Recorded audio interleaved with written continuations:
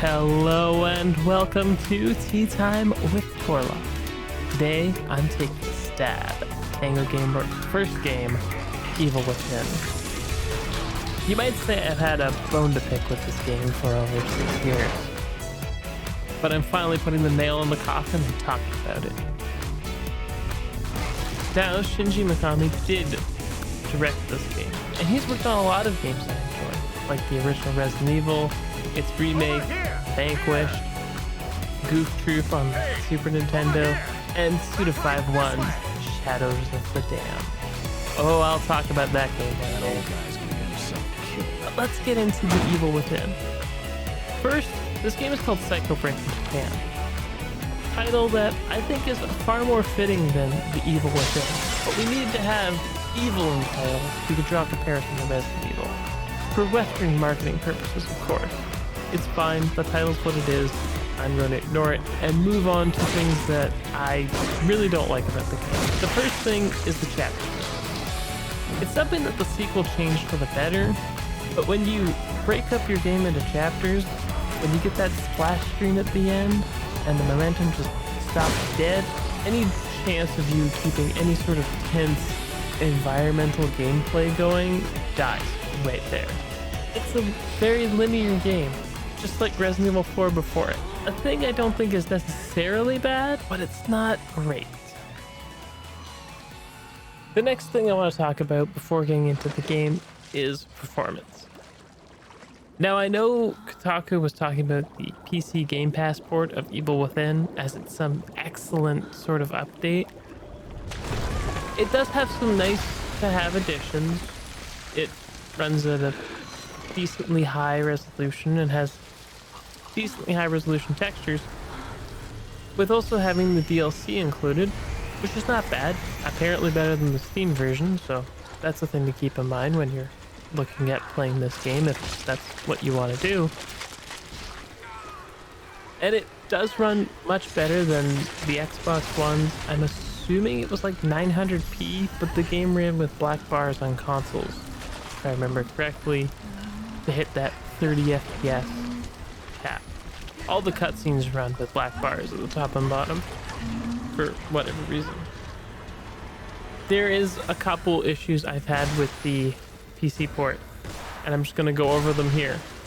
The first one is that if you're like me and use G-Sync and FreeSync monitors, because they're easy to get, they don't cost much extra to use, like to buy when you're buying a new monitor. If you leave it enabled, the game seems to target somewhere in between your lowest variable rate and the second lowest, and kind of hovers in between there, somewhere between, in my case, 24 frames and 48 frames. It was not stable whatsoever. To fix this, all you have to do is go into NVIDIA control panel and disable it for the title. You don't have to disable it entirely, it'll just ignore it for Evil Within, and then I had a perfect 60. Just to make sure I didn't have any other issues, I disabled VSync, set the game's FPS cap to 60. It's a basically 8-year-old game at this point. I'm not super worried about it running on my 2080. The next issue was not really performance-based, but I got 0 achievements for beating the game. None unlocked. It doesn't even have a record of the amount of runs I've done. Playtime's there, but that's about it. So I have beaten the game, I did it, but I got no achievements for it. Gamerscore isn't something I care too much about, but it is odd and I did want to point it out. So there's a problem with the game entirely, and this is not exclusive to any version of the game. There's a texture streaming issue with Evil Within. When the camera cuts between one view to another view in a cutscene, models, including environments, load the, I guess, low LOD version, where it's basically just color and it's very without any texture whatsoever. And then the higher res will pop in a second or so later. Now, this was more noticeable on the PS4 and the Xbox One version. The faster storage on the Series X seemed to help a bit. Enough waffling about performance or anything like that. How does the game play? Well, gunplay is good for the most part. The controls are fairly responsive, animations are weighty, things feel decent. But there's one annoying hitch that happens only in the first game from what I can tell. Enemies have like a pre-decided attack animation. Not like a game like Resident Evil 4 where they just hit you with something or do whatever. It's like there's a half second or so delay between when you press the button and when you do something, and if an enemy's getting close enough to you that they can trigger that animation, you need to be before it or you get locked out of your animation, which was kind of annoying, and I'm thinking it might be a 60 FPS issue. I don't know. I don't feel like playing through this game a third time on Xbox Series X to prove it. But let's talk about some of the other things. Like there's an RPG upgrade mechanic where you use brain juice to improve your skills for future fight. It's decent. They aren't completely required. I kind of like how the second game split off weapon upgrades from brain juice. Okay. It's not called brain juice. They call it green gel, but I will always call it brain juice because look at the icon. It's like a jar with a brain in it and like a nail. Brain juice. It's brain juice. There's also keys and storage lockers in the nurses section, and they're an okay addition, but honestly, they give you access to more ammo, more brain juice, things like that. It's not terrible, it just gives you a bonus for finding these statues and bringing back the keys. To be honest, I was never really starving for ammo. The game isn't really that stingy with it on normal mode, at least. Maybe on harder skills it matters more. But honestly, the game was frustrating enough the first and second time I played it, and most of that was in the later chapters. Attention Tea Time viewers, this is your captain speaking. We are headed into spoiler territory. If you wish not to be spoiled, click off the video now. Please leave a like on your way out, and have a nice day. Okay, everyone's staying who's ready to be spoiled. No problems there. Alright, cool. Sorry, detectives. I know you're just coming off a case, but I'm afraid we're gonna Let's summarize the story, shall we? Sebastian, the main character, is here to suffer in the game through saw trap and firefight after firefight. But we start off heading into a multiple homicide call at Beacon Mental Hospital with his partner, Joseph Oda, and junior detective Julie Kidman. Joseph is the thinking man trying to be rational about in the nightmare STEM world, and Detective Kidman, she's cardboard. In the main game at least. In the DLC and second game she has more personality, but in the first game she's cardboard. And cannon fodder's here in the car. Okay, his name's Connolly, but he's basically here to provide transportation in the first chapter and then lose himself to the will of Ruvik at the end of chapter 1. Connolly is the evil within equivalent of Star Trek Redshirt on an away mission. The mass homicide plot at Beacon Mental Hospital is left very quickly for this twisted Matrix plot. The big bad Ruvik that is actually just another victim of the shadowy Mobius. However, you really don't learn a lot about STEM or Mobius until the DLC or the sequel. But before I try to explain the rules of STEM, I need to introduce the last two characters that are important to this plot. The Doctor, whose name I'm having an attempt to say, and Leslie. The Doctor, who wanted to be promoted in the shadowy, moralist, and powerful secret society that is Mobius, decides to turn on the wireless STEM unit and enter it with the only person that survived being in the STEM, Leslie. Now, Leslie Mobius wants because he's compatible as a core for STEM, and Ruvik wants Leslie because he can try and leave STEM. Well, his STEM prison. Ruvik's just a brain in a jar, and you find this out way late in the plot, but we're in spoiler It's section all here, right. so it's all good. Everything's gonna be fine. Now, he became a brain in the jar because Mobius did it to him, because he's a disobedient wild card, and also someone who tortures people in his spare time, Not safe. and maybe also because he designed STEM to be used so that only his brain could be used as the core. However, this was changed in the second game because the core in the second game is not a brain in a jar. They're alive, just in a pressurized container.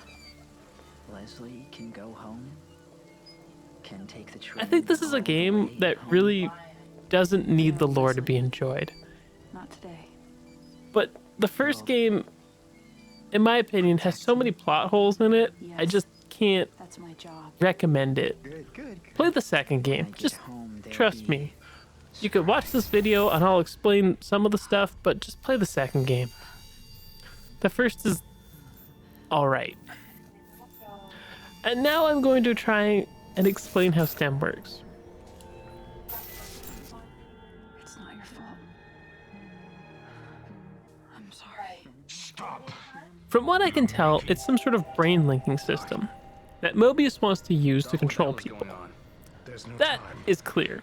I need to figure out They how can to influence reverse people. this if we're going to They just stop need to him. put the right person in the middle to project their shadowy conscience. You know, for world peace. Because that's totally what big shadowy companies want. Or collections of companies. We. However, the one at Beacon Mental Hospital is a prototype. It's With linking Ruben brains Vic together, something. He was a rich kid with a troubled past. emotion, He's memory, Ruvik. perception, They call him Ruvik instead. directly. It doesn't matter. Unprecedented. I'll get back to him later. Applications on psychology, Anyway, pharmaceuticals, so it appears that anyone that enters STEM has some sort of an effect on the environment, since the world's built from a mismatch of memories. especially not with such a So, how does that work with all the saw traps? Does Ruvik have some sort of power to control the world? And why do some of the areas look like they belong in like medieval England or something like that? Where is Crimson City supposed to be? Somewhere in Italy, maybe, because of all the Italian names? Well, it's just Like, I know Kidman is not very thing, but Joseph has a very Oda Japanese last name? Whatever. We'll ignore Crimson City for a moment and ask the more important questions. How did everyone actually end up in the bathtubs of STEM? Yes, I know they said it was wireless in the DLC, I can hear you. and it happens after you hear a sound. That was implied to be the loud sound on the speaker in the police cruiser on their way to the call. But when did they end up in the bathtubs on the top floor? They need to be shown who really owns these parts. So, yes, I understand that Sebastian got attacked in the first chapter and totally could have been pulled into the tub. But why is the question? Was Ruvik like trying to see if it was some sort of compatible match with his brain or whatever? Why did he just kill the police in the first section here? I didn't hear anything. I don't hate the premise, though. I don't hate the idea of people being experimented on and people being stuck in a Matrix-like world that's just a horror thing. That's kind of an interesting concept, and it lets you do cool things like having set transitions that we've seen throughout the game. have to climb. Going down a hallway, or a stairwell, I should say, that becomes a hallway in another place entirely. Shit. Cool set pieces, falling through floors, interesting ideas, but poorly executed in the long run.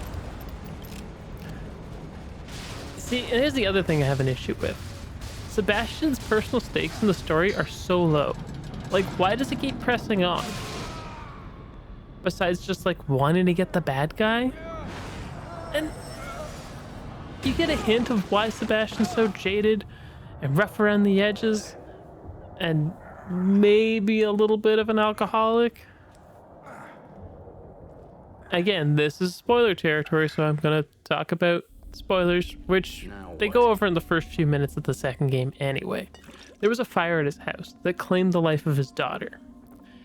And not long after, his wife left him. And he started drinking heavily to deal with it. Now, I'm going to say something that's kind of weird and I didn't think about until I was sitting down and really thinking about the game after I played it the second time and I could dissolve the plot. And I realized that there was a better protagonist option there the entire time. And it's Kidman. See, like I said before, Sebastian has so little motivation in this game. He's basically a plaything for Ruvik. But Kidman is a double agent. She has a lot at stake. The secret objective, and we get some of that in the DLC, but it's covered in stealth mechanics that are no fun to play in a game that was trying to be the next Resident Evil 4. Sebastian spends half the game trying to survive combat encounters chapter after chapters, and there's no set resources for you. Enemies can drop ammo even. This isn't really a survival horror game, it's a psychological thriller. It's not bad, but it leans way too heavy on action as a driving force. But it's also way too long. I got pretty bored after chapter 7. Chapter 8 was a 25-minute plot-filled chapter, and chapter 9 felt like the penultimate level leading you up to the end. I think this game should have done one of two things instead. Had switching protagonists between Kidman and Sebastian, or all three of them, and maybe that was an idea at one point, but it got scrapped for time. The DLC does a lot of interesting ideas, but the problem is that Sebastian's block of the story is way too long and obnoxious. I didn't die a ton of times. I could probably look up the stats, but to be honest, it was a frustrating game because of spots with one-hit kills. I hate one-hit kills in a game with a life bar. I've always hated them, unless there's something like a pit or a trap that I failed to do. But trying to get back on track here. If the game switched perspectives, we wouldn't need some of these filler chapters. And there are some blatant filler chapters. How long has it been? Let's go back to chapter 9 for a second. Chapter 9 is when you get the backstory for the psychotic Ruvik. You find out Just give me a minute. more I need about to get Sebastian's my hands dirty. backstory in just written letters and that. And Sebastian has no pity for But we've got word he Ruvik. wants And to honestly, I debrief don't this blame him. so He he kind can of made his own bed. But it was like one of those, it sounds like fighting words, and you're just waiting for the escalation to happen. It feels like the natural point for the game to just go into its conclusion, but it's not.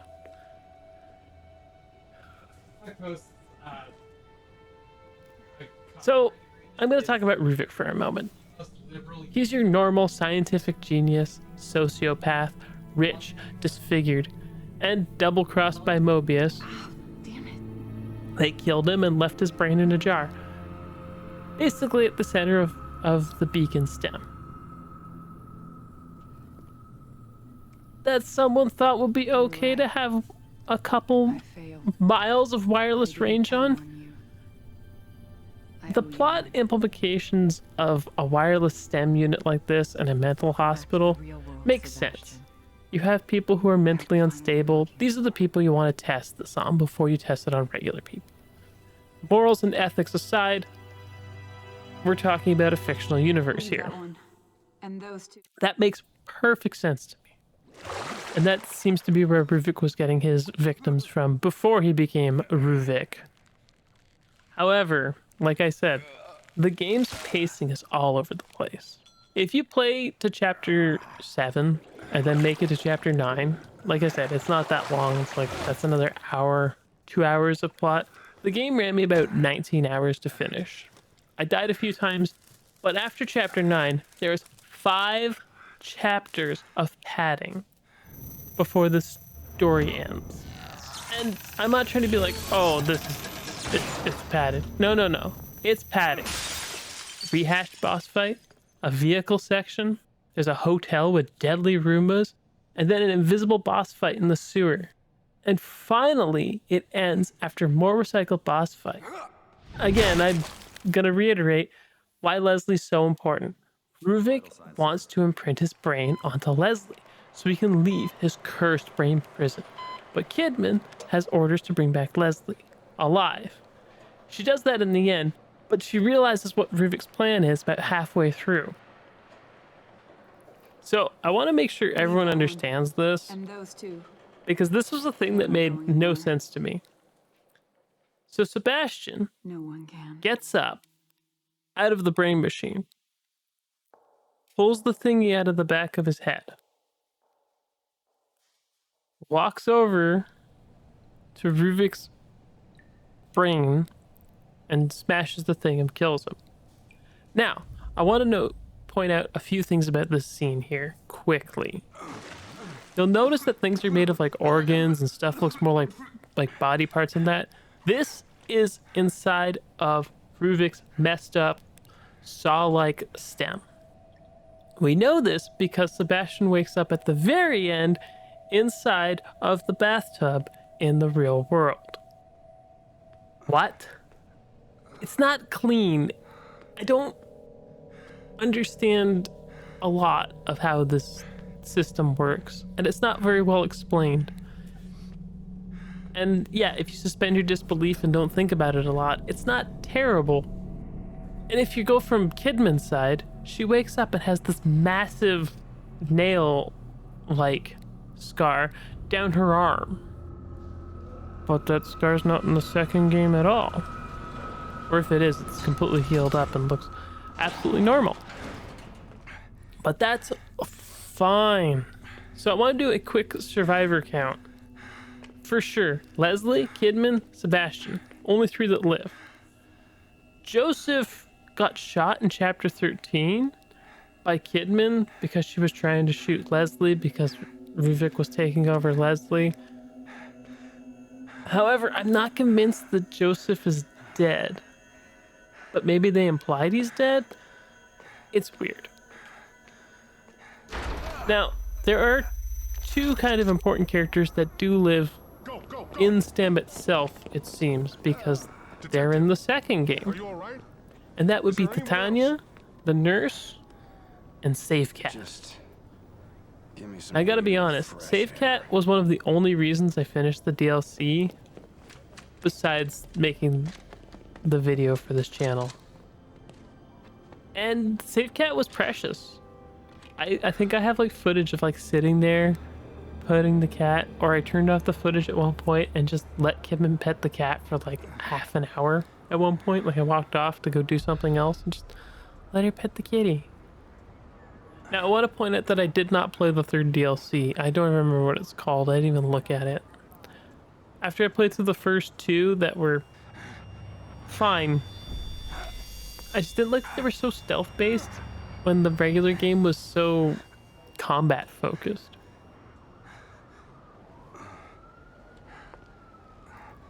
So everyone's really clear how I stand on this game.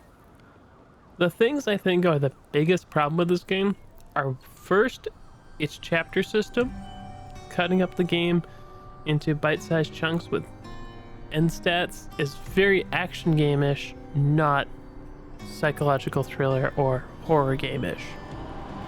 2, the game is too long, overstays its welcome, and has a lot of padding in the last third. 3rd, and finally, the storytelling and the plot. I don't think this game has the worst plot or the worst story or the worst ideas. I think it just has poor execution. It was 6 years ago.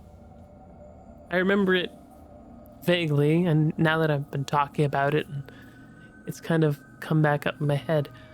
I was actually recommended this game by someone I met on a dating site.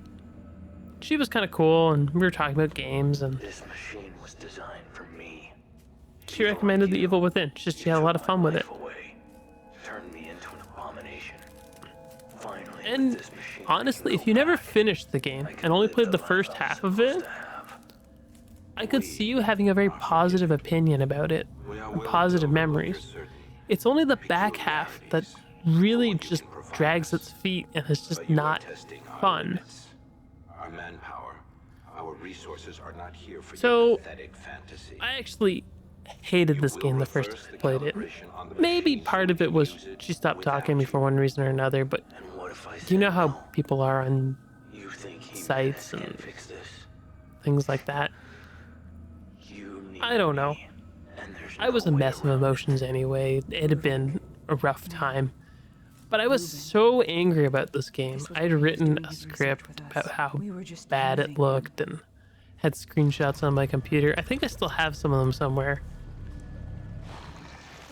And finally talking about it and getting it off my chest. And, you know, even telling the stupid story about meeting someone online. It not happening and me having maybe a chip on my shoulder. I don't remember. I just remember how much I despised this game. But it's not that bad. Really, it's not that bad. It's not great, and the second game proves that they can do better. But it's been cathartic to talk about it finally after all these years. It's been therapeutic even to just get this 6-year grudge off my chest. I'm just happy someone watched. And if you watched all the way through and got all the way here to the end, thank you so very much. This has been a pretty long video. It's taken a lot of time. And it's kind of cut into other projects I've been working on. But I just wanted to get it done. But that's all I have for you this week. Again, thank you so very much for watching. And I'll see you next time. Mata ne!